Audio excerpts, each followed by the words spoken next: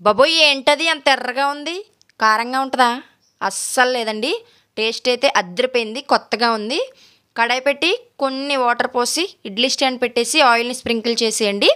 మీకు ఎన్ని ఎగ్స్ కావాలంటే అన్ని ఎగ్స్ పగలగొట్టేసుకొని కొంచెం లైట్‌గా సాల్ట్‌ని స్ప్రింకిల్ చేసి బాగా ఉడికించుకోండి. ఈలోపు మసాలా ప్రిపేర్ చేసేసుకుందాం.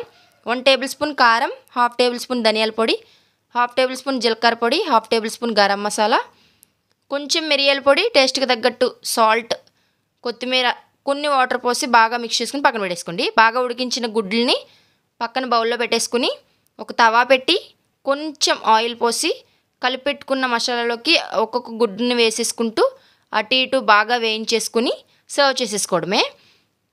ఇది విడిగా తినేదానికన్నా వేగిన కారం అన్నంలో కలుపుకొని తింటే ఉందండి చాలా బాగుంది. మీరు కూడా ట్రై చేయండి. సబ్స్క్రైబ్ చేసుకోవచ్చు కదా అంటుంది పాప.